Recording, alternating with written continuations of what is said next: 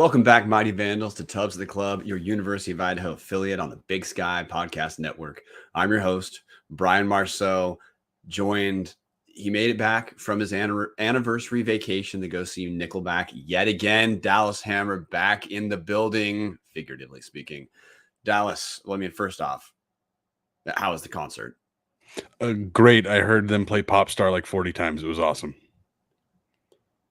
That's the only Nickelback song I know. I'm sorry. Well, you bullshit. But anyway, you've been gone for a while, man. I have been gone for a very long time, and I'm happy to be back. I missed you guys. Yeah, we missed you. Martin and I did our best. There's a little bit more seducing and producing than talking about sports, but whatever. Speaking of seducing and producing, Martin Heemstra joining us from Moscow in the 83843. How's it going, dude? It's going great. It was a nice 80 degrees in Moscow today, so I'm very happy with the weather that that Moscow has had recently. Yeah, it sucks that pretty much all sports stuff has come to an end for the summer. But hey, the Moscow Farmers Market is open up this weekend, so I'm very excited about that. You're right, man. We're at Tubs of the Club. We're hitting our last run before we take our June and July break, barring any, emergency type of episodes. We're going to close the season out talking. This week we're talking spring football and new women's basketball coach. Next week or the week after, we're going to kind of see how news shakes out. We have kind of an all Big Sky episode to talk about Big Sky storylines coming out of spring football, see where Idaho fits relative to what we're hearing out of other schools. We'll also have to talk about we have a complete men's basketball coaching staff and pretty dang close to a complete roster. But look, we're starting Around the Bar, brought to us by Hughes River Expedition. The big news is Idaho's spring practice schedule is done. All 12 practices are done. On Saturday, on Friday, April 28th at 7 p.m., we had the spring game in Moscow, Idaho, back after last season in Eagle. It was held at the Dome. Because it's a spring game, all spring games have kind of weird scorings because the offense is always on the field. So the defense has to have some sort of scoring. The defense was spotted 17 points, but the defense, I don't really see how else the defense was supposed to get points. They didn't have some like weird metric for sacks or something like that. But the final score was 20-17 in kind of surprising to me overall the way that Idaho's defense honestly held the offense in check almost all the way, minus a couple drives. But look, to go over some logistics, when the ones played each other, there was no tackling. It was two-hand touch. So obviously that changes a little bit of what we're supposed to extrapolate from here. When the twos and threes were playing, it was just regular football. It was tackling. So again, basic storyline is offense was relatively held in check. Giovanni McCoy threw a touchdown on the last play of the game to Jordan Dwyer, and that closed out spring season 2017. There was a pretty big fundraiser for Latah County Vandal Boosters the day after, which was pretty dang successful for Latah County. But we're here to talk about the game for the most part. And Dallas, you watched the game on replay after the concert. You weren't there in person. So from watching it on TV, take the wheel, dude. What popped to you watching the spring game? I mean, I want to preface this first for everybody that is more of a casual Tubs guy or a casual Tubs gal. Spring games don't mean anything. You really are not going to learn a ton from a spring game. You can get some glimpses at position groups and project a little bit of what things are going to look like in the fall. But for anybody that's new to Tubs after the Jason Eck era, especially after the successful the successful fall 2022, the spring game in 2022 was awful, Brian. From all accounts that we'd heard, it was just a sloppy, ugly mess. The offense looked terrible. Things were not super positive in Vandaland, and then obviously FCS playoffs. With that said, the offensive and defensive lines look considerably bigger than they did last year, which is a very good sign. The depth still looks like it might be a problem, but the one thing that popped out to me, Brian, the most throughout this game was the Vandal defensive line might be really good, or the offensive line regressed to an awfully sad point. I don't think that's the case. The offensive line has certainly gotten bigger. Man, the defensive line was causing problems most of the game. And again, it's tough because they're not. I mean, they're going full contact, but they're like it's not the same. But man, Jakari Larmond, all 6'3", 330 pounds of him, he looked like he might have been closer to 500, but he had the speed of LeBron James. It was insane. The guy seemed to be blowing up the gaps like it was second nature to him. And then you combo that with Malachi Williams. I thought he looked really good, kind of getting a little bit more into the rush of the passer. Man, the defensive line, I have a really good feeling. I know that Kamari Bailey's gone. I know that Paul Mawala is gone, or we assume he's going to be gone. Just because you're in the transfer portal doesn't mean you can't come back, but he's gone. He's not coming back. Man, I feel really good about the defense. The offense was, I know they won. How about we get to that as a separate topic? You know, if you could let me finish the sentence, Brian. The offense didn't look great, so you have to take that with a grain of salt. And like they're not going to show a ton because it's the spring game. But with that said, man, I felt really good about the defense. Even the secondary looked better. I thought a couple guys popped there that I feel really good about the depth of the defense this year, Brian. So let's kind of take this piece by piece for a second, and just have to throw an additional asterisk. The offense was obviously hurt much more by the no tackling than the defense was, because like we know Anthony Woods, one of his strengths as a runner is breaking tackles. Well, you can't break a two-hand touch. You either got touched or you didn't. Woods clearly looked a little bit. You could tell he looked a little frustrated that he just this format didn't allow him to be himself. Which like your basic point, Dallas, of the spring game there's not a lot we can take away. I mostly agree. I think you can see if there's going to be anything catastrophically awful during a spring game, and I'm not concerned about anything catastrophically awful from Idaho. But look at an additional thing too, as an asterisk for the offense, just before we go further on the defense. This was on ESPN2. Any coach in the Big Sky is going to be able to see this. And the goal in spring is none of the best players get hurt too. So the offense we saw in spring, it actually didn't look a lot like the offense we've grown accustomed to in Jason Eck's first year. I expect that was not an accident. Most of the time when I hear people talk about coaches not opening up the playbook in like a real game, I think it's bullshit and just a way to try to soft pedal a loss. Yeah, I don't think Jason Eck and Luke Schleissner wanted to put that much on tape when any coach can watch the ESPN Plus feed. So with that asterisk, no, dude, you're 100% right. Defensive line, and yeah, I gotta just say, yeah, Jakari Larmond, kick-ass pickup. So no, he looks like he could be like an all Big Sky level performer. So that part popped out for sure. Malachi Williams on the edge, he made me think, you know what, losing Kamari Bailey's probably not that big a deal. I guess sometimes losing an edge rusher at this level, to me, it can feel like losing a primary ball handler in basketball who shoots a lot, where it feels like, hey, we just lost 18 points a game. How do we replace him? Well, there's a lot of 6'2" guards who play basketball who like to shoot a lot. So same thing here. There's a lot more edge rushers than you might guess. So Malachi Williams and Sam Brown, they look like they're going to be fine. So up front, Dallas, we've been hitting on this since the end of last season. If Idaho is going to take a step up to be to be the type of team that beats good football teams in the Big Sky, they're going to have to get stronger on the lines. And at the very least so far, defensive line, to me, to the extent they could look, the ones could look like they had made some progress. I thought they did.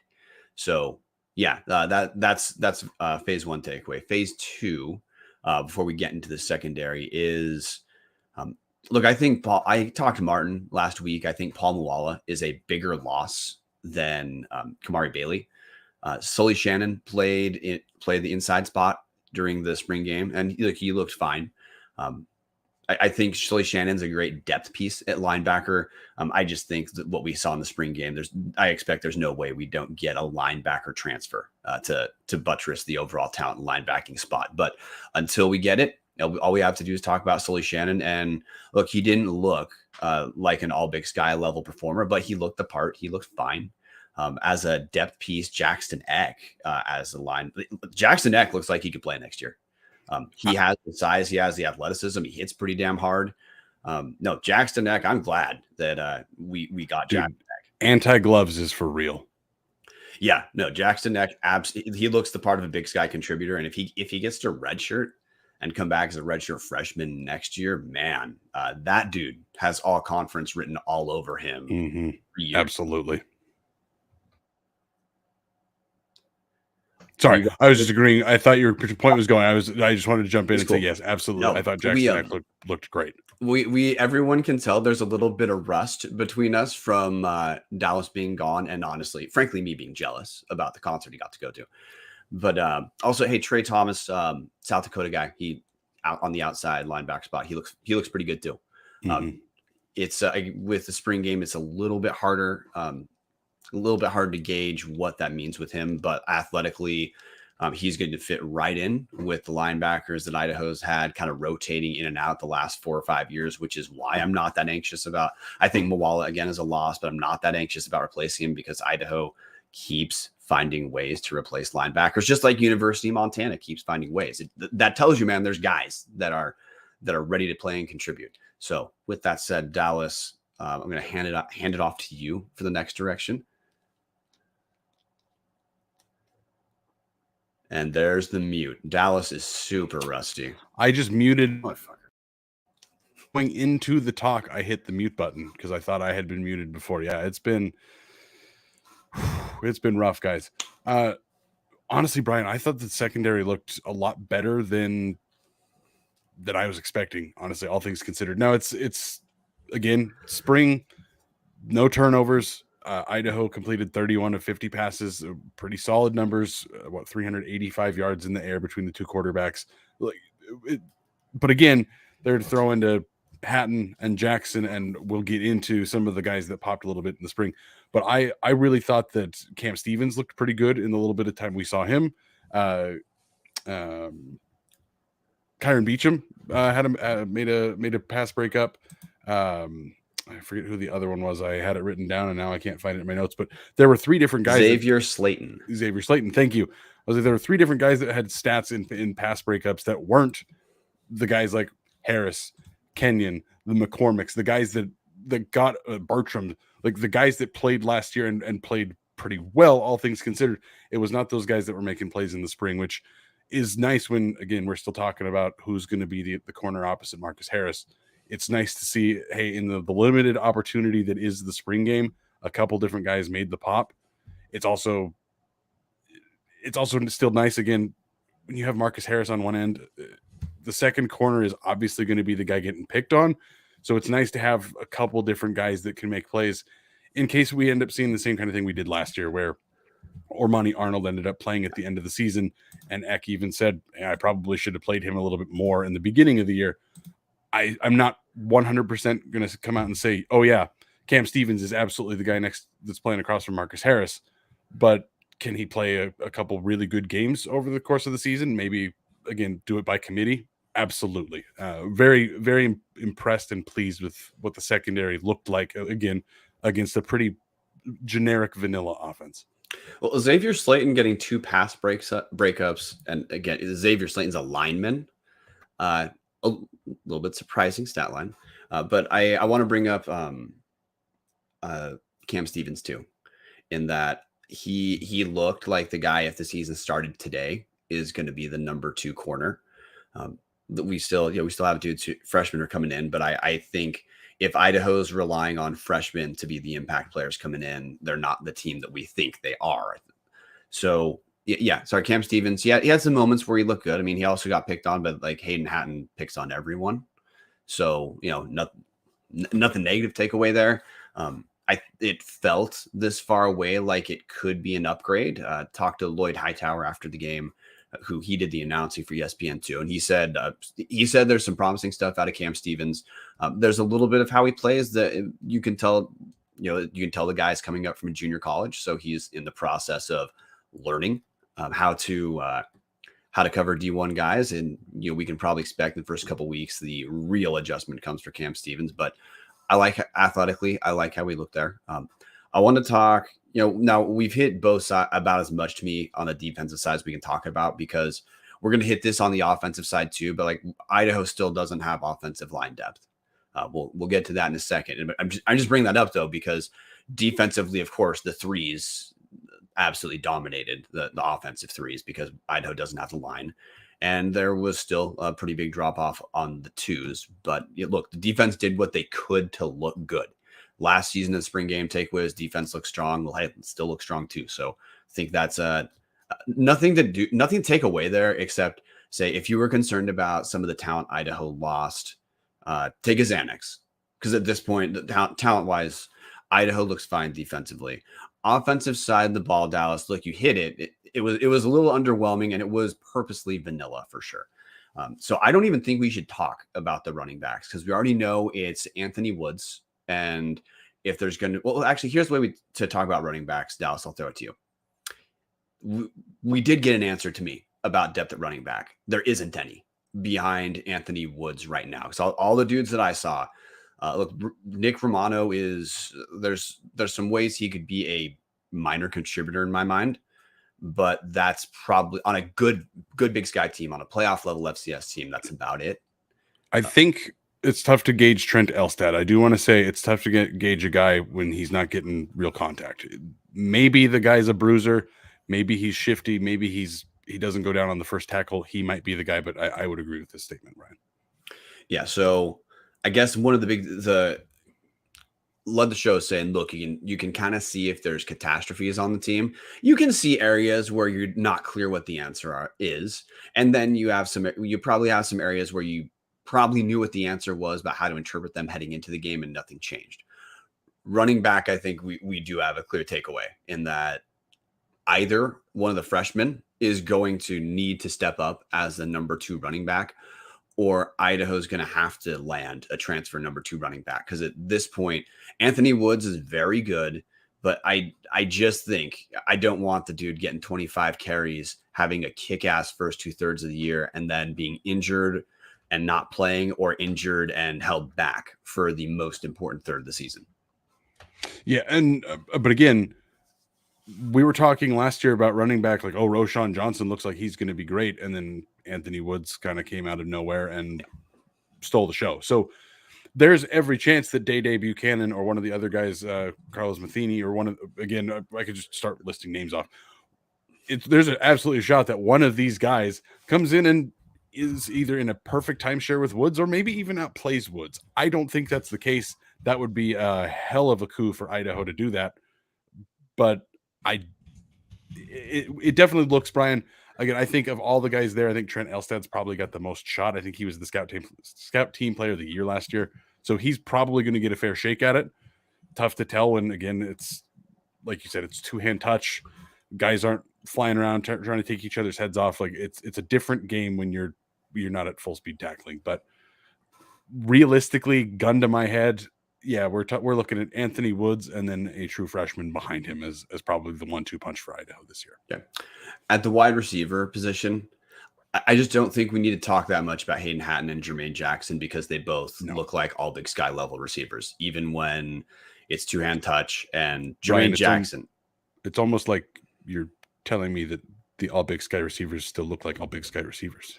Yeah, exactly, dudes. Well, the only thing I was going to add there, Jermaine Jackson looked like he kicked ass, and he would be hurt by the 2-hand touch rule because he is the more shifty runner out of Hayden Hatton and Jermaine Jackson. So those Absolutely. two, they look great. Little asterisk, it's hard to really get clarity on the number 3 receiver because Terez Traynor did not play. Mm-hmm. Neither did Michael Graves, but Jordan Dwyer looked good. He at the last drive looked like a little of the vanilla chains were taken off for Jordan Dwyer specifically. He also dropped a touchdown early. He probably, had he caught the first touchdown, he might have been a version of the star of the scrimmage. But Dwyer in that final drive, he looked like a great number 3 receiver who on a lot of teams could be a number 2 as a redshirt freshman. The wide receiver position specifically, and not tight end yet, Dallas, which will hit. I mean, there's barely much to hit on the tight end yet. Mm-hmm. But I mean, Idaho's going to be fine wide receiver depth wise. It's kind of the opposite of running back, where look, we just listed 2 guys, Terez Traynor and Michael Graves, who'd be fine to great number 3s anyway. Mm-hmm. So we're now at 5 receivers already who looks pretty good. And I just gotta say it happened. We had Martin reference this, and Trevin Pixley referenced this as well. Receiving Trace Higgins. No, sorry, Tommy Hauser, not Trace Higgins. Tommy Hauser looked really damn good with the number 2s. Tommy Hauser out of Post Falls. Tommy Hauser looked like a guy who will contribute next year. Mm-hmm. So now that's 6 wide receivers where we can see where the one we're not concerned about injuries to the same extent, minus Hayden Hatten or Jermaine Jackson, but we're not concerned about injury. If anything, we're just hoping there's enough passes to go around for all the dudes to get touches. But no, receiver, definitely offensive side of position of strength. Absolutely. I mean, you even mentioned Trace Higgins. He only had the 1 catch, but he had a great control catch on the 1 yard line that led to the offense's first touchdown of the day, the 1 yard punch in from Elstad. There is a lot of depth in the receiving room, but Brian, I'm actually going to go back to the catch that Jordan Dwyer dropped in the end zone, because that to me was the moment that I realized does not matter what this spring game looks like. Idaho is going to be just fine next year. I think Giovanni McCoy looks considerably better than he did last year, and he won the Jerry Rice Award last year. For me, and now again, it's different when you know you're not going to get lit up by one of the guys on the other side of the ball because they're your buddies. Like, it's a little bit different when you're not worrying about getting your head snapped off. But McCoy rolled out on the run, kept his eyes downfield the whole time, and somehow found Dwyer wide open in the end zone. Unfortunately, again, Dwyer didn't catch it. But Brian, I thought as deep as the receiver room is, I thought McCoy's arm looks stronger than it was last year. His accuracy is definitely still there, if not getting better. I thought Jack Lane looked really good too, actually, in the drives that he had. But Brian, I am not concerned about the Vandal offense. The offensive line is certainly, especially the depth, is going to be not quite what you want, especially when we've been talking for years that if Idaho wants to win titles at this level, you got to beef up on the lines. That's what you have to do. When you watch the teams that go deep in the FCS playoffs, it's all about the lines. But as far as as scoring points, we're talking the Jerry Rice Award winner looked better. We're talking Anthony Woods, and again, a freshman that we expect will play well. I'm hoping it's not going to be Woods for 30 a game. Very deep receiving room. We haven't covered the tight ends yet, but Brian, the offense, there's really no concerns. If you're talking offensive line depth and who's going to play tight end, those are pretty good problems to have. It's a little bit different than where we've been the previous 4 or 5 years of Vandal football. So I want to jump past talking other position groups for a second, because you hit on a point that's kind of my big takeaway from the spring game. And that was, I'm going to talk about the atmosphere, which if you watched it on ESPN Plus, probably the atmosphere didn't really come through. It was one of the most relaxed Vandal events I've ever been to. No one in the stands was concerned, was freaked out at all that I talked to. And I talked to a lot of people during the game about how the offense was not moving the way, I don't know, they weren't moving at will, although you probably don't want them to move at will because that means defense is getting annihilated. But the entire thing, man, watching that game, because you brought up correctly talking about Giovanni McCoy. I think maybe we sometimes don't talk enough about him because it's just a given. No, he's the best quarterback in the league. I didn't think he was the best quarterback in the league last year. I'm fine saying he's going to be the first team quarterback in my All Big Sky ballot when we get into the summer. No, McCoy looks good. Plus, the last time Idaho fans saw him, he was hobbled. He's obviously recovered. He moves fine. Yeah, his arm does look a little bit stronger. He's going to find all those receivers. And I guess that's the other thing. Look, he's got a ton of good receivers. He doesn't blow the looks, though. So he has guys who help him out anyway. But Giovanni McCoy, probably of all the quarterbacks, the biggest guy, needs the least amount of help to begin with. Mm-hmm. So, look, I guess my overarching takeaway from the spring was, God damn it, it's so nice to be able to go to the game. The result is whatever, suboptimal in some sort of way. 2017 offense didn't move the ball as that well. I'm not anxious. We saw Jason X team make pretty damn big strides last year when the offense looked abominable in the spring game. Yeah, that's not what this looked like. This team looked like it was on purpose, not being as creative as they need to be. And we still saw the flashes. So yeah, big takeaway I had is is so goddamn fun. Again, a word I'm always going to be talking about with Jason X football teams. It feels like that's that's a single word I would have used to describe last year, Dallas. It's still there this season. Mm-hmm. There's a little bit more subtext of there's a little more expectation in a good way. There's a little bit more people are watching, not, hey, can we avoid sucking, but how good are we going to be? And that partially colors your reaction, because to me now, I'm not looking at the spring game saying like, okay, where do we not suck? It's if Idaho can compete and maybe beat Montana State, have we made the right strides? Because relative to the overwhelming majority of the Big Sky, Idaho's fine. Idaho absolutely is going to be fine. And in worst case scenario, honestly, they're probably going to be a little bit deeper by the start of the season, because I expect, Dallas, you don't think we're at the end stage of the roster. We know a few more guys are coming in, a few guys who are meant to come in to contribute. Yep. So I don't know how much that came away when you got to watch the live feed, Dallas, but being around a ton of Vandals who are relaxed and just having a good time, we're more than a year into Jason Eck, and that still feels a little foreign. Maybe it'll be good when we get to the point that it's not foreign, but that was it. It was leaving, feeling relaxed. No, the season's gonna be fine. We're in good hands. Didn't really come across on the broadcast, but again, you're not really getting a lot of crowd shots. You're not getting a whole lot of crowd audio. Like you don't get the full feel of it, especially when it's a spring game. If it's a regular game, you get a little bit more of the feel. There's more crowd cutaways and stuff, but for the most part, you don't.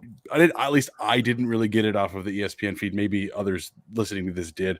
But Brian, I can't agree more with that. I mean, I was very critical of Giovanni McCoy last year. For whatever reason, I had it in my head that the guy has got to produce like an NFL quarterback, and why is he missing the third read? The tight end's wide open. Why is he taking the 6-yard scramble when he could hit the 8-yard out? He's a freshman quarterback in the FCS. Like, he's not Peyton Manning walking in here. Like, I reframe my expectations. The guy had an incredible season last year, and Brian, honestly, it looked better this year. It's very weird to wrap my head around watching an Idaho spring game, not treating it like I did every year of the Petrino year of how bad is this team going to be? Where's all the holes? It was really weird to watch this team and realize, just watching again a scrimmage between them, realizing this is a really good football team. And as long as there's no catastrophic level of injuries where half of the starters on each side of the ball go out and then all the depth behind them is eviscerated, Brian, this is a good football team. And there's no other way to say that. Like, yeah, we're talking about who's going to be the second running back. We don't know who the tight end's going to be. There's a couple question marks on the defense. But like you said, guys like Paul Mawala and Kamari Bailey entered the transfer portal in the middle of the spring. That is happening at every college program in the country. There will be somebody that comes into Idaho in this transfer portal window and is either going to be a starter or a major contributor at a spot that's needed. Maybe it's linebacker. Maybe somebody steps in for Paul Mawala. Maybe Jackson Eck ends up starting as a true freshman. Who knows what's going to happen there? But we're going to see a couple more additions to this roster from where it's at now. And where it's at now, honestly, Brian, I understand why there are people predicting Idaho as a top 10 football team. I don't know if I'm quite there yet. Top 25 for sure, top 20 for sure. I would probably think somewhere in that 15-ish range. But Brian, this is a good football team. What are we supposed to do covering a team that we expect to be good and is good? There's that you stepped on my question. Well, Sam Herder has Idaho in his preseason top 10 at number 6. Not quite at Portland State top 5, but hey, we can all dream. So I already know the answer. You don't agree yet of Idaho as number 6. What in your mind would you need to see more of to say, I understand Idaho is number 6? I would need to see the offensive line improve a little bit. Again, it's tough when it's so vanilla, but the running game did not look great. And again, Anthony Woods is the kind of guy that slips a tackle, and that's how he makes his yards. But Brian, 33 carries for 68 yards is not great, especially when you saw a guy like Larman just absolutely blowing gaps up like it was just his job. That's the one thing that, to me, it's obviously it's important at all levels of football, but at this level specifically, where you have the Dakotas that are building just by their line. rotate quarterbacks like it's nothing because the team is built around the offensive line. That to me is where Idaho needs to take that next step to be a considered a top 5 team. When the twos look the same size and quality as the ones, that's the step Idaho needs to take. And maybe that happens in fall practice. Maybe there's, again, nobody saw Aiden Knappich being an honorable mention all Big Sky guy as a true freshman, right? You don't want to play the true freshman, but maybe somebody steps in. Maybe that's what helps the depth. Maybe some kid puts on 20 pounds in the summer. Who knows? But that's the one step for me before Idaho is considered like a top 5, top 10 team. Yeah, I want to hit the comment section for a second. Captain 58's been our comment section MVP today, hitting on spring games for the fans, food trucks, swag, surplus sale, and excuse to tailgate. Cam Stevens was lined up against best wide receiver in the conference, played pretty well. That's a good sign. Has anyone won the Jerry Rice Award, followed up with a Peyton Award? Vonnie might put up video game numbers this year with this crew of receivers. Maximilian Antouche, I'm sure I pronounced that last name wrong, Max, my bad. Vonnie has been working very hard this offseason. He is not resting on his accomplishments from last season. Then Capdown 58, the hype around Idaho might help us grab transfers, maybe even an FBS drop down or two, hopefully not from Colorado. But well, I guess so. My reaction, Dallas, is so when I first saw that, my gut reaction was no way, not number 6, like 15-ish maybe. But now that we're thinking about, and I think this is my sin, talking about Idaho football, is just taking a couple things for granted too much, which Giovanni McCoy being the main one. So I'd say no to 6. I'd say 10 to 12 I'm fine with. 15 is probably the floor of what I think Idaho should be understood at. I'm with you. The teams that are top 4 in the FCS, they either have physically imposing defenses that it's very tough to do much against, like Montana when they made the final 8, not last season, but the couple years before, when their offense was not as good as some of the other top 8 teams. Defensively, they were at a level virtually no one else was at. I don't think Idaho's at that level defensively, but I think they're very good. Since Idaho's not at that level defensively, the other option for teams that are in that top 4, 5-ish era is on the lines, man. They're just physically imposing. They can run as much as they want to. Now, that's probably not the route Idaho wins this year. And Idaho can rely on passing a little bit more this season. McCoy isn't going to have that learning curve he had at the start of last season. Idaho's going to be ready to rely on McCoy to win games from day one, which wasn't the case last season. But yeah, wouldn't quite say number 6. I agree with we need offensive line depth. But I will say, as we're talking about it, I'm much more open to the idea of Idaho in that top 6, or Idaho in the top 3 in the Big Sky right now. Look, we'll hit on developments in the Big Sky in a different episode. But my other big takeaway is last season wasn't a fluke. Idaho looks good again. Idaho did not win their games last season based off some lucky breaks. Idaho beat the shit out of the okay-ish teams and annihilated the shitty teams. That level of talent, Dallas, kind of like Eastern, even Eastern last couple of years was not as strong as they had been. They still just annihilated the teams that were in the middle and bottom of the conference because they had the talent. No, Idaho has that talent threshold. It's can they buttress the line a bit?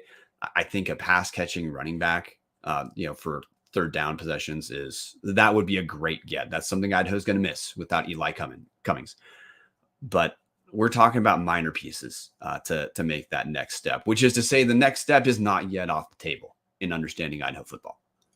I mean, exactly. There's absolutely a chance that Captain 58 jumping in and saying the hype around Idaho could help us grab an FCS or FBS drop down or two.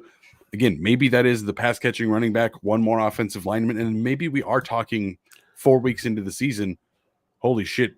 If Idaho beats Montana State, they might win the Big Sky in year 2 of Jason Eck. Like we are in range of those conversations happening, Brian. And while I don't think that's maybe this year, I think maybe that's year 3 of the Eck era is when we see Idaho being a consistent top 5 program for year in and year out.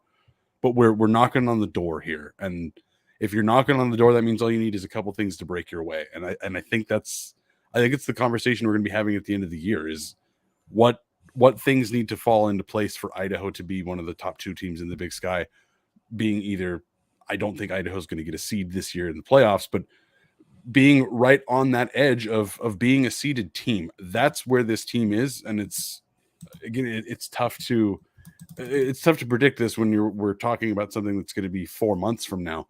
But when you think about the Big Sky right now, there's Montana State, I would say, is no questions above Idaho. Outside of that, Sac State lost a considerable amount. They should still be good, but they lost a considerable amount. Weber State should be good. Montana should be good, but I couldn't definitively say right now any of those teams are better than Idaho. Yeah, so just to not get into the entire Big Sky too much, I don't disagree with that basic takeaway minus Montana Idaho beat Montana in one of those kick-ass games I've ever seen, with Montana sleeping on Idaho. Montana objectively had a better season than Idaho last season. Mm-hmm. So there is a threshold Montana's hit that Idaho has not yet hit. So Montana's got to be in the top 3 as well. But to me, agreed on the Montana State. They're number 1 in the conference until proven otherwise. Yep. But sorting 2 and 3 in the conference as of today, Dallas is slotting. Who do you think looks better right now, Montana or Idaho? Which we're in year 2 of Jason Eck. That is kick ass. That's where we're at. Look, I don't need to analyze this for you guys. You get it. We lived through Idaho sucking forever, and now we have reasonable hype heading into a season, which then the team backed up with evidence during the spring game. That Idaho kept virtually the entire coaching staff together, minus one guy. And hey, Bobby J as the safeties coach looks like a fine addition. It just sucks that in some ways it sucks we have to wait now until September for football.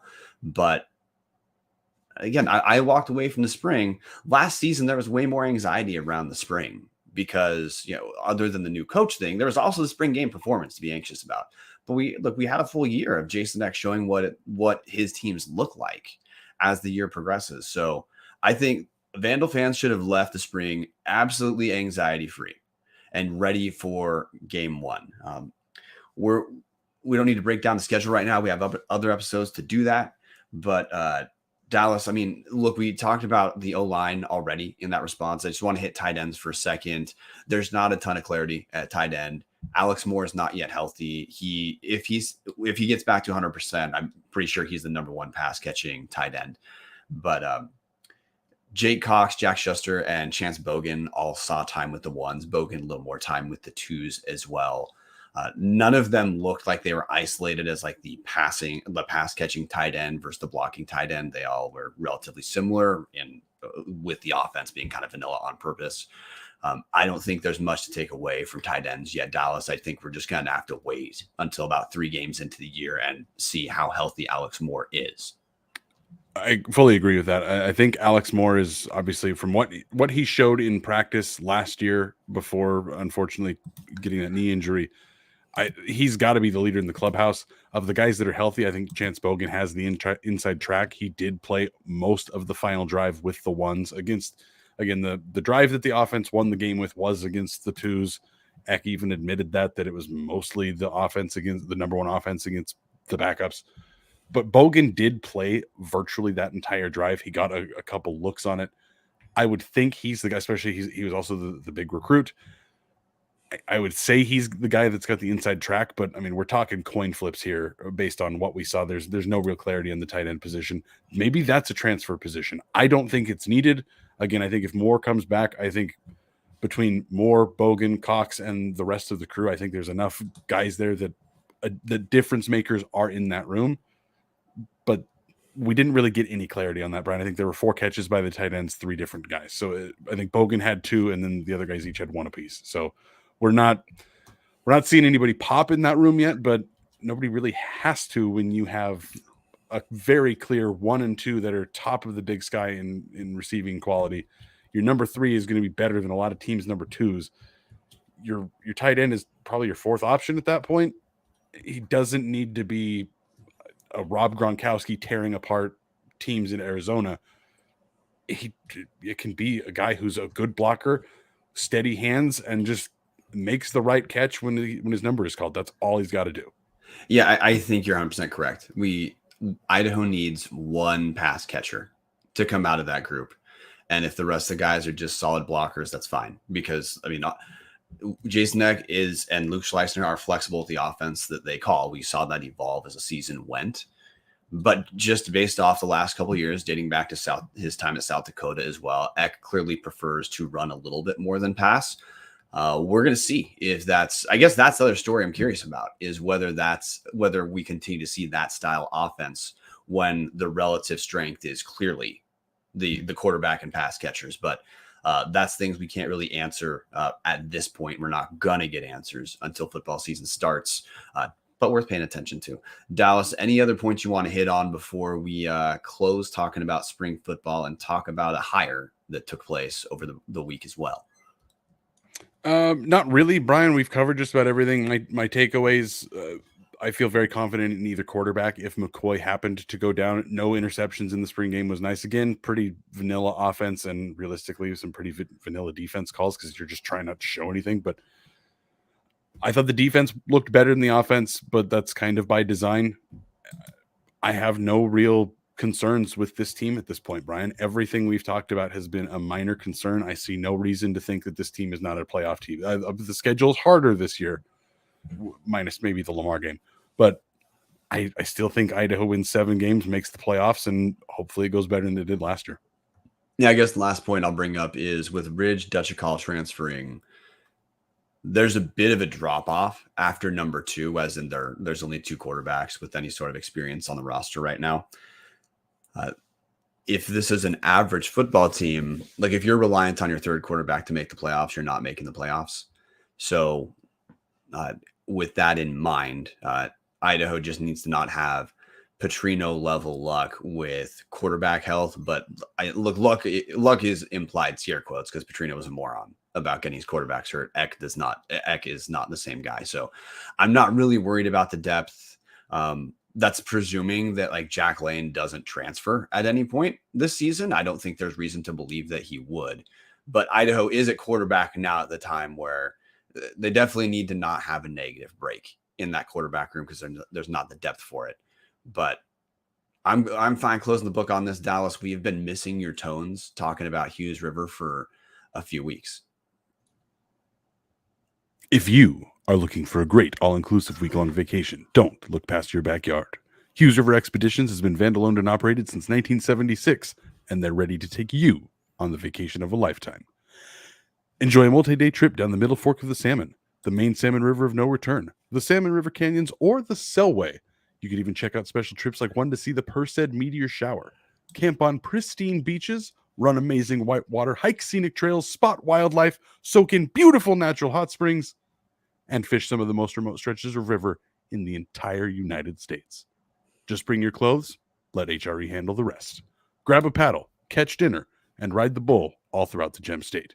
That's Idaho for you from Boise. Call now at 800-262-1882 or check them out at hughesriver.com. Shots fired at the people that live in Boise. That was just a shot at Boise State that I just kind of stuck in there. And I'm sorry for lumping all of the rest of you into the center of the universe. I know there are some fine Vandals in Boise, but again, you're in the water. It's in the water down there. You're getting too close to it. So again, 800-262-1882 or check them out at hughesriver.com. Or as Mark Trivelpiece from the Corner Club says, ride the bull. Brian, it's time for the Ricky Bobby segment. Absolutely. Hold on. By the way, Mark, thank you in the comment section. Dallas, are you sure you don't want to explain your Boise comment for a little bit longer? I mean, I was going to really double down on it because there's nothing I love more than explaining a bad joke. And then I was like, it's been a minute. I guess I could pull the plug on this. A minute is a fair number for that explanation. But anyway, we have news. Talk about women's basketball program, and I'm just going to throw this asterisk so we can stay relatively on topic. Look, we had a whole episode. We thought firing Jon Newlee was really fucking stupid because it was. But hey, there's a new coach to talk about. We'll hit the subtext in a second. think there's reason to be excited about Carrie Eighmey, the new women's basketball coach, just named women's basketball coach over the weekend. Previously, she'd been head coach at Division II University of Nebraska, Kearney. This hasn't been officially announced, although it's already appeared on social media. Her husband, Devin Eighmey, who was on staff with her at Nebraska Kearney, he is obviously going to be an assistant coach. Hasn't been official, but both the Amy's are clearly on staff. They were both clearly meeting and greeting people at the fundraiser afterward. So they're both coming to Moscow to coach. So Carrie Eighmey, in her time at Nebraska Kearney, she was head coach there from 2015 until this last season, so the end of 2023. And honestly, it's when she took over first season, they're 16-14. By her next year, they're 12-16. Her third year, they're 21-7. So by the way, that's 2017, 2018. So it took 2 years to get them from around 500 to pretty dang good. Then had one minor regression season the next year back to around 500 in 2018-19. Since 2019-20, Nebraska Kearney under Carrie Eighmey was only good, going 26-6, 23-4, 24-8, and 28-5 last season, winning the conference championship. She was her conference's coach of the year. So with that background, Dallas, your thoughts on new women's basketball coach Carrie Eighmey? Brian, my thoughts are, if Terry Golick had any sense of a brain when she decided to fire Jon Newlee, let's say she did it at a time that didn't tank an entire year of women's basketball, maybe fire him at the end of the conference tournament, like most coaches get terminated around. I would be thrilled with this hire. I'm still thrilled with this hire. I think Carrie Eighmey is, first off, fantastic name. Second off, that is a hell of a resume for coming to a place like Idaho, which again is not necessarily a basketball powerhouse. That's a hell of a resume. I would be thrilled with this hire. I would never have been upset about the Newlee thing. I mean, it would have been a little upset, but it would have been like, okay, don't know why you couldn't spend the money on Kloss, but you could on Newlee. Different discussion. If this had happened at a normal timeline, there would have been no drama. It would have been, holy crap. If you're going to replace the best coach in history of Idaho women's basketball, this is the kind of person you do it with. I'm thrilled. Again, you kind of went through the resume there, Brian, but 3 different trips to the D2 Sweet 16. I'm sold. That is a hell of a coach, hell of a program at Nebraska Kearney. I couldn't be happier with this hire. I mean, again, I'd be happier with the way that it all went down, but I think Idaho women's basketball is in really good hands. Complete agreement of, if this is look, this is just going to be part of talking about women's basketball for this first year. Dallas, is Carrie Eighmey is not walking into the situation Jason Eck did, where universally fans were hoping Paul Petrino was gone. She is not walking into the same situation this year that Alex Pribble is walking into, where universally people wanted Zach Kloss to be gone, which is to say fans will be immediately ecstatic and immediately on board with virtually everything Jason Eck and Alex Pribble do. Eck he is fine in Moscow as long as he wants to now. Alex Pribble is going to get universal support, and he's going to be given the benefit of the doubt right away because people are willingly going to give him that because he's representative of a positive change. Idaho's relationship with Jon Newlee is not, it was not as negative as it was with Zach Kloss, because Zach Kloss deserved a negative relationship with fans for not winning games. Jon Newlee was well liked by a ton of fans. So, and also Zach Kloss and Paul Petrino were, by the end, they were Zach Kloss whole time, Paul Petrino, especially by the end, they were underachieving to just bad coaches. So again, people were ready to turn the page, and the comparison between new coaches was pretty effortless to make in an energizing way. Carrie Eighmey is going to be, this next season being viewed as a success, is going to be against the backdrop of the most successful coach Idaho women's basketball ever had. But you're right. If this was a more normal transition, no, this would be a person I'm stoked as hell about. So I guess I'm just going to have to hold 2 things in my head at once. If I still think firing Jon Newlee was the move of a moron, but Carrie Eighmey's a kick-ass hire. There's virtually nothing else she could do at the D2 level to stand out as a great candidate. Like we talked about, She rebuilt the program. Now that she wasn't building it up from the studs, Idaho is going to be essentially from the studs, but she took a 500-ish program, took a few years, and she turned into a kick-ass program. And you said three consecutive D2 Sweet 16s, pretty damn tough to do that. So lot to be excited about with Carrie Eighmey. Her first job now is going to be building a roster. I expect that she's going to look, if she wins, she's going to gain support.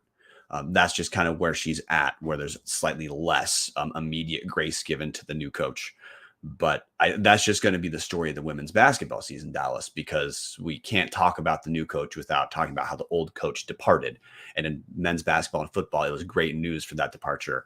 Women's basketball is not quite as clear, but I'm ready to just keep telling myself, hold two thoughts in your head. Carrie Eighmey's a kick-ass candidate. While you didn't like the process, whatever. But we do have seasons coming. Couldn't agree more with that, Brian. I mean, at this point, regardless of your thoughts, if Newlee needed to go because it had been for his standards, 2 pretty down years. Again, I think Zach Kloss probably would have killed a man for a season like that, but it's in the past now. And what we have is Carrie Eighmey. If you wanted Newlee to stay, if you wanted him out, bottom line, he's out. We have a proven D2 winner here. Yes, she has no D1 head coaching experience, but she's been a head coach for 10 years. I mean, really, we're talking about when you're the University of Idaho, a Big Sky program, which is, again, not necessarily known for basketball prowess. This is an all-star runaway candidate. I honestly, looking at her resume, I'm honestly shocked she came to Idaho. It feels like there probably was a slightly better program that would have been there at some point over the next few years. I'm very happy to see this. I hope that the team, again, I don't think Beyonce is probably coming back. I'm going to guess not a whole lot of women are coming back. Like you said, this is probably from the studs year 1 and year 2. Hopefully with the transfer portal, hopefully it's going to be a quicker rebuild than what we'd historically see. But I do expect the next 2 years to be a little rough. But again, that's what we saw with her resume. I mean, the first 2 years, went 11-11 in conference the first year, 8-11 the second year. Not super great those first 2 years, and then she won 20 games almost every season since, or considerably more, 28 in last season. So I really don't have a whole lot else to say, because I know I watch the women's basketball team about as much as you do, Brian, which is certainly the least amounts on this show, just because the men and the women are typically playing at the same time. But from everything that I know about what the team was to what it's about to be, yeah, they're probably going to struggle. But if you're going into a rebuild, Carrie Eighmey's proven she can do it before. We'll try it again. Hey, Martin, we'll pull you in a second, because look, you're our women's basketball aficionado, and I saw that eye roll, dude. But anyway, we the one thing that's going to be different for Carrie Eighmey than for Alex Pribble, because they're both rebuilding from the studs, is one, Alex Pribble has more than a month running head start that Eighmey does not yet have. The other is, and look, there's nothing Carrie Eighmey can do about this. Her hire is really similar to Montana State hiring Matt Logie out of Point Loma. Of, hey, at the dude's level, he did everything he could do. When you move up a level, this is an implied question. If you have not been like an associate head coach, is Alex Pribble, look, a ton of his recruits have come out of Seattle. He was obviously just recruiting them at Seattle U and then pitched them to come to Idaho.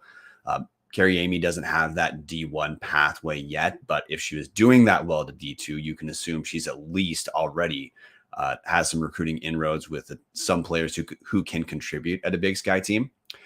That may mean like you said, it may mean it takes a couple years. And if you look at her time at Nebraska Kearney, it did take her a few years to get the program to take the big step up, but they were nothing but stable when she was there. The worst Carrie Eighmey seasons were around 500, which that is kind of similar to how Idaho was last season. Of course, Beyonce is gone, and that's kind of a big loss. But again, I'm ready. I hope she gets the turnaround as quick as she can. From this far away expectation is we're going to see, just like with Jon Newlee, we're going to see competence. we're probably going to see a little bit different style, at least a slightly different style of plays. And I bet Carrie Eighmey would have watched Idaho last season and said, like, yeah, they're not tough enough. They've got to rebound better, which Jon Newlee probably would have said too. So I expect that is probably one of the focal points of recruitment. But Martin, you've been on the shelf. You are the one who watches the most Idaho women's basketball here. So producer, seducer, how you feeling about the hire? I like it. I'm not as negative as you guys think it's going to be a wash of a first season. Like, I know the joke is that I'm a sunshine and rainbows kind of guy, but like, I think it'll be quicker than, I think it'll be maybe not a immediate, like, we're number one seed in the conference, but I don't think it'll be a drop off. I think it'll still be fighting for a first round bye. I think is valid expectations for year one of Carrie Eighmey, just kind of going off of what the record was, and who, yes, big names have entered the portal, but still, I'm not as worried about it. Like, I get you guys are wanting to talk about it the way you guys are, but I don't think the drop off will be as bad, and I still think it'll be a good first season. I'll still be there. Like, I know you guys don't intentionally seem to want to go to women's games, but if you ever do want to go, I do have 2 extra tickets courtside. If you do want to go next season, I am going to be renewing already. So if you do want to give it a try, please come down to games. Like, just it won't be as bad as what Dallas and Brian are saying. You heard it here, guys. You heard it here. So anyway, man, with that being said, Dallas, we're closing in on that hour mark. Any final final things you want to bring up about Carrie Eighmey or Nickelback? One more thing. Jeremiah Salam got a minicamp invite that happened like an hour before our show. Hey, there we go. Congrats to Jeremiah Salam. Yes. Still no news on Favai or some of the other seniors, but it is cool to see Salam at least get a shot in a minicamp. Brian, I've got nothing else. If I can be honest, I might not be here next show because Monday, May 8th is the NHL draft lottery, and I have a lot of my future life riding on the Ducks winning this lottery. They are the number one. They're the pole position for the number one pick, which is a game-changing player, which means that's not going to happen. The NHL is going to kick me in the balls, and I might just not ever come back to Tubbs. So if this is my last show, it was a hell of a ride. Dallas is outing himself as having taken his summer vacation starting April 1st, apparently. Good thing we learned that here. So anyway, hey dudes, so next week, we know for sure in our next 2 episodes, we're going to talk Big Sky spring football storylines and where Idaho fits in with that. And we have the men's basketball coaching staff, which the staff is now complete, but we also have a recruiting class that we're going to that we have to hit on. So those are 2 of the main topics. And then fingers crossed, Dallas, that we have something else big take place to get us to that final episode heading into June, because that's when we take our time off. By the way, the final men's assistant coach, we'll talk about more in a future episode, David Dunham. He had been the head coach at Western Washington last season prior to coming over. So the coaching staff is Alex Pribble, head coach. We have Brandon Laird, associate head coach. Most recent like noteworthy hire spot was as interim head coach for Sacramento State prior to some work with UC Davis. Now we have David Dunham coming from Western Washington.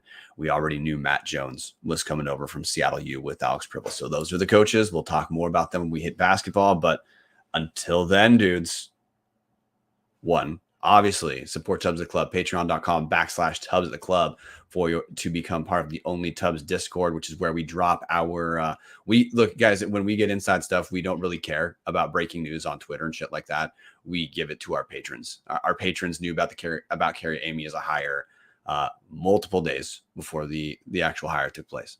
So that's just one example. We talked to our patrons about assistant coaches men's basketball long before we talked about it on the show. So patreon.com/Tubbs at the Club. hit that if you can hit that subscribe button on YouTube. When Tubbs gets to 1,000 subscribers, YouTube has to pay us, provided we don't ruin this for ourselves. So that's 2 ways to support the show. Otherwise, guys, until next week, go Vandals. Go Vandals. This is producer Brian doing a terrible job of even finding what we're going to play us out with. So we're just going to call it good. See you guys Tuesday.